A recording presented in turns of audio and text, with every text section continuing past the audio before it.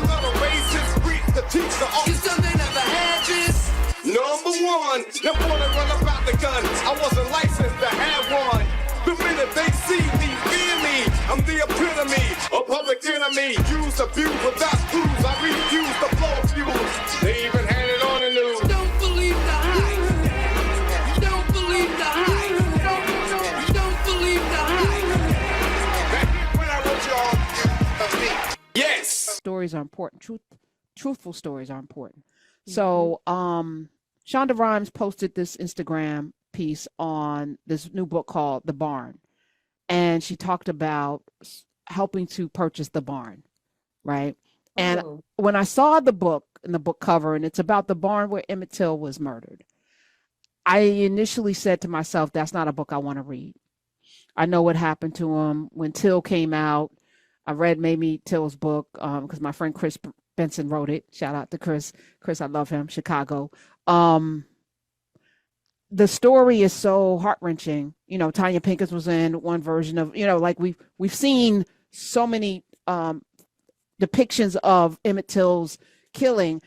I said, my little soul can't take reading about it.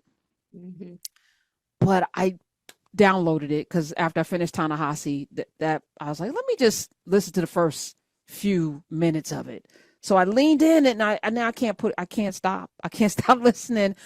And here's why, Dr. Mitchell, and you'll appreciate this as somebody that's in the literary world. We don't even know the full story of what happened to Emmett Till that night. And this barn is one of the things that we don't know about. I mean, we've seen the barn, but the history of that town and how the barn plays a role. I was floored by so I'm going to play a few clips from this book, which I'm going to be interviewing the author. I just found out, and I'm looking forward to the author is a sports guy, white sports guy from this area. And he's reading the book. So as you listen to it, you'll hear his gruff voice, and it's beautiful, actually. I can't wait to sit and talk with him because in this country, as we have a man who wants to get rid of the Department of Education, wants to dismantle anybody that might say that the history of this country was founded, you know, in genocide and enslavement. They want to erase that from history. As we are running headlong into a place where people feel guilty. And I will ask you, why do you align yourself with oppressive people and with enslavers? Why is that your alignment, not the John Browns and the Quakers? Why are you aligned with the slave when most of the people did not own people? Most white people in this country did not own people. Most of the people fought in the Civil War had no ties to enslavement. They were fighting for something aspirational, which tells you something, I guess. They didn't own. It's like a very small percentage. But you align yourself and your family and your lineage with the enslaver. Why is that? Not John Brown, not the Quakers, not the abolitionists, not the Charles Sumners. Why is that? That's something very telling. But there are whole book burnings and bannings around the truth and facts. So I want us to lean into the barn because the truth has to be, to me, pure. Like when we know more information, add that to the mix. You know, when you find out new things, codify that into law, make that. And then when we find out new things again, it's okay. It's all right. Truth should be the thing that we seek. All right. So let's play clip 1 from The Barn, chapter 1. Following the trial, protected by double jeopardy laws, the acquitted killers got paid to give a confession to a national magazine. A heavily fictionalized account written by their lawyers and author William Bradford Huey. And Leslie Milam and his barn were written out of the story for his protection. That story allowed Leslie Milam and several others to get away with murder. Huey's phony history did its job. Ask most people where Emmett Till died, and they'll say Money, the town where he whistled. The Equal Justice Initiative in Montgomery says Money. Wikipedia does too. The Library of Congress website skips entirely over the barn, which is located just outside Drew, hometown of musician Pop Staples and football star Archie Manning. If you go through Drew, Weems said, and stop and ask somebody, do you know where Emmett Till was murdered? I think 9 out of 10 people will say, what are you talking about? Wow. This man, the author of this book, he talks about growing up. Wright Thompson, Wright, Wright, Wright Thompson talks about growing up in this town that's not Money, Mississippi, but the actual town where Emmett Till was murdered, and not knowing the story. And as he said, you go and you talk to people, they don't even know who Emmett Till is. They don't even know the story of Emmett Till, which is wild to me. And as I was listening to him, I was thankful for John Johnson, because if not for him, well, let's first thank Mamie Till. But Mamie Till could have put her son's body on display in Chicago and had everybody word of mouth. But John Johnson put that thing on the cover. Yeah. It was on the cover. And I remember seeing it on the cover of Jet. Yeah. Magazine. I remember seeing and opening the Jet and seeing that body on display. Mm-hmm. That thing went around the world. That picture of Emmett Till in the casket, open casket. He had his body, his bloated, brutalized body. His mother wanted the world to see. And I was like, how powerful. We should talk about, we bring up the Exonerated Five, Dr. Mitchell, because these stories should be indelibly etched into our minds of the depravity that we have to continue to fight against. But Emmett Till is a microcosm, because early on in the book, Wright Thompson talks about the Tallahatchie River being full of black bodies, because lynching black bodies in Mississippi in the 1950s was sport. Yeah. Was sport that nobody talked about. Ida B. Wells traversed across the country writing Southern horrors, but it was until that picture, because they all the folk running to the north, into the Midwest, into the West, from the horrors of the South, all had stories of people being lynched in their families. I have them in mind. Absolutely. But until that picture gave image to the horrors that were being experienced, he became a proxy for all of that, right? So he talks about the Tallahatchie, and white people knew. Black people called the Tallahatchie something. They had a name for it because of the number of bodies that were deposited after they were lynched in the Tallahatchie. They knew what to do to wrap the fan around us. They knew what to do because it was common. Yeah. That stunned me, because I thought this was an anomaly, and it was not. Mm-hmm. It was not. I'm gonna play another clip from this as well, and then we're gonna talk. I'm gonna play two more clips. Play the second clip. So what does it matter whether there were 2 people or 8 on hand for the torture and murder of a child in Mississippi in 1955, or whether it took place in Sunflower County or the next county over? I've come to believe these details mean everything. There are many well-known facts about the murder, confirmed by multiple sources over decades, but there still remains a deep vein of mystery. This book is my attempt to go beyond what is known and explain the unknown registers of a killing that, when seen clearly, illuminates the true history of our country. The covering up of Till's murder was not something that was perpetrated by a few bad apples. It couldn't have been. The erasure was a collective effort, one that continues to this day. This isn't comfortable history to face. The more I looked at the story of the barn and came to understand the forces that moved everyone involved into the Mississippi Delta in 1955, the more I understand that the tragedy of humankind isn't that sometimes a few depraved individuals do what the rest of us could never do. It's that the rest of us hide those hateful things from view, never learning the lesson that hate grows stronger and more resistant when it's pushed underground. There lies the true horror of Emmett Till's murder and the undeserved gift of his martyrdom. Empathy only lives at the intersection of facts and imagination, and once you know his story, you can't unknow it. Once you connect all the dots, there's almost nowhere they don't lead, which is why so many have fought literally and figuratively for so long to keep the reality from view. I want to just say thank you, Wright Thompson. It was a book I was never going to pick up. So I want to thank Shonda Rhimes for holding it up in front of the barn. She was literally sitting in front of the barn. I was like, oh, let me look at why Shonda Rhimes is spending money to preserve this death camp, this death barn. But as I'm listening to it, the responsibility on each of us to keep talking about these things, like he said, you can't bury, it grows underground. And the willful erasure and collective effort to not just obfuscate the truth, but to create a whole narrative, a whole narrative around what actually happened that didn't happen, It is so important. It is so important that we continue to tell the truth, that we don't get weary telling the truth, but we keep these stories. I think about Emmett Till's body in that casket. I think about Nazi Germany and all of those bodies. If we didn't see those bodies, those skeleton figures of what happened in Auschwitz and Sobibor and all of those places, and then every April, because I know it's my birthday month, there are documentaries, because that's when a lot of those camps were liberated in 1945, around April. There are documentaries that come out around the time, and they never forget, and we seem, because it is painful, right? It's painful to want to bury it. Like I'm in a generation where the boomers didn't want the next generation to suffer the Pettus Bridge and all of the Eye on the Prize stuff, right? Even though my dad and mom forced me to watch that.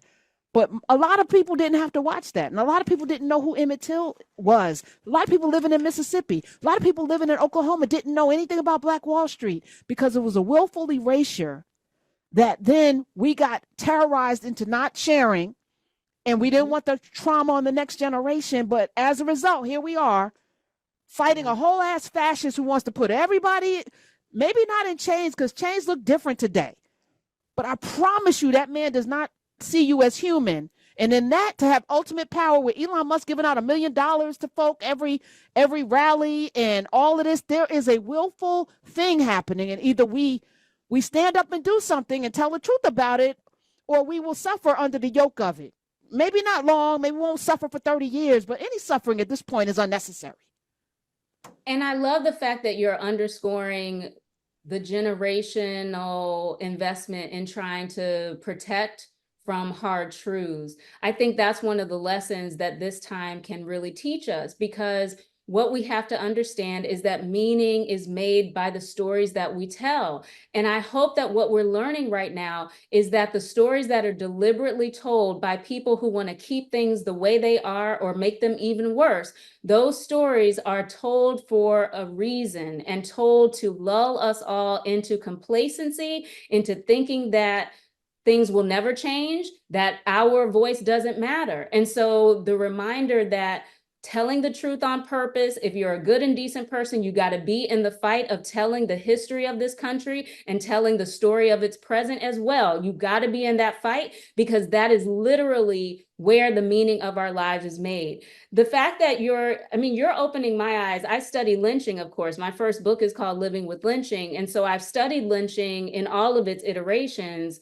And I did not realize that story that they got paid to do, I'm pretty sure it was in Look magazine, they got paid to give their testimony. And so they got paid to tell the story of the brutalization of this child. But I was disgusted enough about that. But I didn't realize that they're being able to basically tell the first version of history has made it such that we've looked at the wrong geographical location. Oh my goodness. So it's another example of how keeping things the way they are and making sure that most of us feel disempowered is the normal workings of how this society works. And if you don't believe that, then you will be lulled into not telling the hard truths that you're encouraging us to face and tell. And I just want to underscore that, yes, this is why we have to face those truths and tell those truths, because we have to, on purpose, write our destiny. Come on. The other thing, this is what kept me going, Dr. Mitchell, Prof. Corey is here. There were 8 men in that barn to brutalize that boy, that 14-year-old boy. 8, not 2. Not 2. Not Carolyn Bryant's husband and his brother. 8 grown men. And the people who could hear the screams. Yeah. One of them changed his name and moved. People were afraid for their lives. Most of them packed up and moved, But I just think about hearing the screams over that 48-hour period, because, you had to come to work the next day. Much the way after Black Wall Street was decimated, people had to go clean the houses of the people that burned down and killed their family members and destroyed their businesses.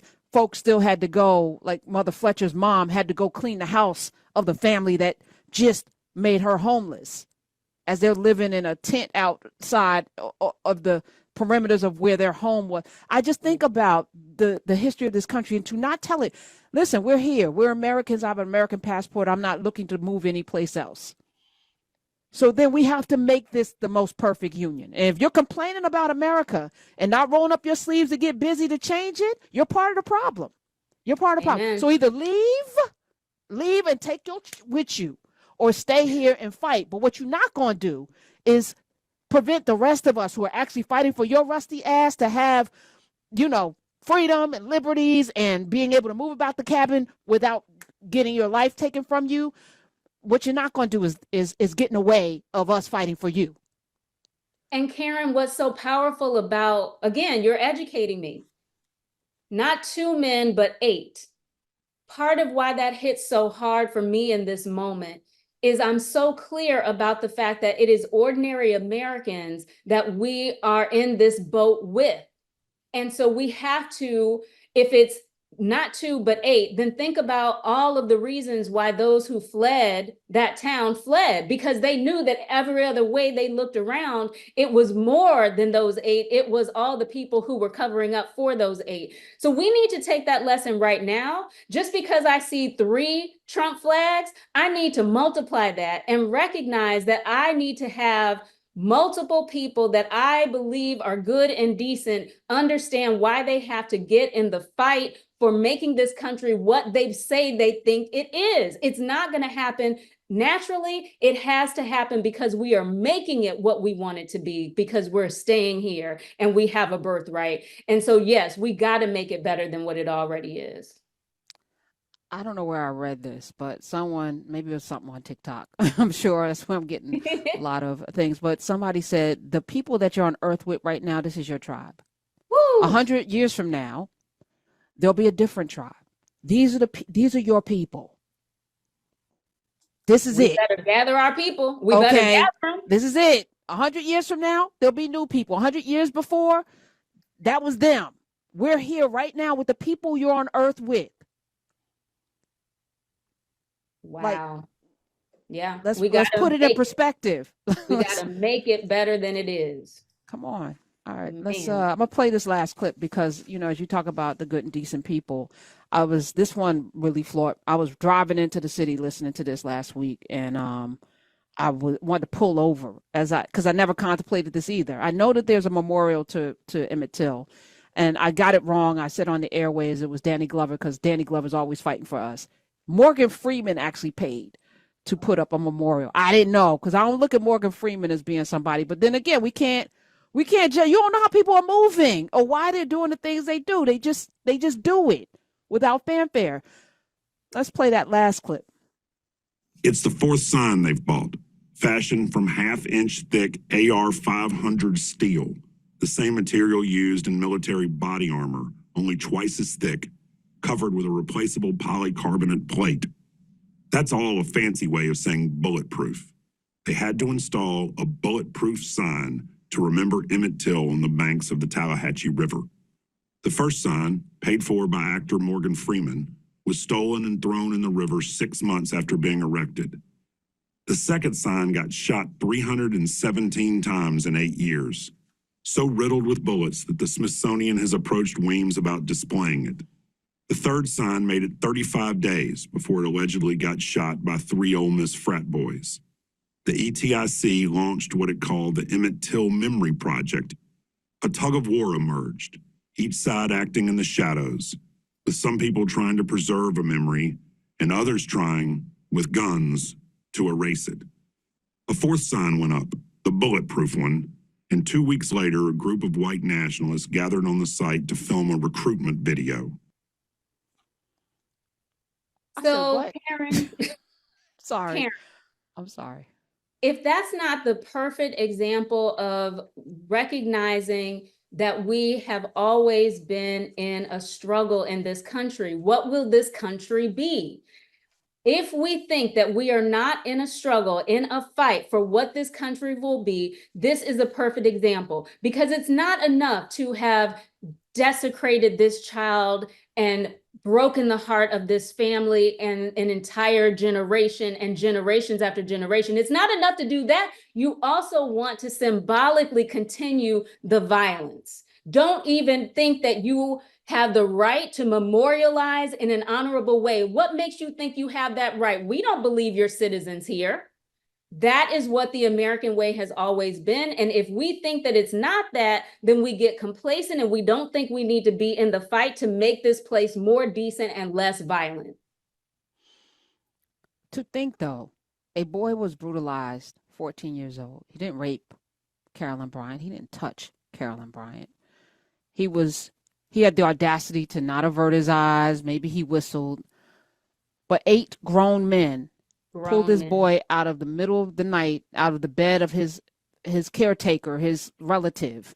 Mm-hmm. And nobody could do anything to save him because their lives would definitely. And there was a boy in the bed with him who pretended to be asleep, but saw everything, could smell the breath of Carolyn Bryant's husband. Snatched him out of his bed and took him to this barn and did unthinkable things to him over a 2-day period. You think about, then they put a memorial to just say this boy lived, and here's where his body was found. Why would you shoot that up? Like, what about honoring or respecting this boy that was brutalized makes you want to shoot the sign, throw the sign in the river? And then when they make it bulletproof, use it to recruit. Like, how are you recruiting people standing in front of an Emmett Till? Is this what you want to happen? And I'm asking everybody that's pro-Trump right now. Who do you think those people who were doing a recruitment video for the Klan are voting for this election cycle? And why? Why would they be comfortable displaying that? What are you recruiting? The right to go and do this kind of thing to to Black people? And what's so powerful too is when you think about the symbolic violence of desecrating the memorial, it is a powerful way to say you are not a citizen. If you have succeeded in having people recognize that your story deserves to be recognized, that is a success that we will remind you, we will put in check, we will beat back that victory. It's a small victory because Emmett Till is dead and his family has suffered and their generations have suffered and there's trauma. It's a small victory of acknowledgement, Karen. But even that small victory of acknowledgement, the American way is to beat that back. Let me remind you of your proper place, that you are not a full citizen, and we will remind you in every way that we can. And so to your point, that is exactly what Donald Trump represents, and it is sure as hell what J.D. Vance has always represented. Child. You are not a full citizen. Let me remind you of exactly that fact. My days are cooler, nights are warmer, and I put the blame on you. Time moves slow, but my heart beats faster. When these eyes are looking right at you, you give me something to believe in, just what I needed. You're the closest.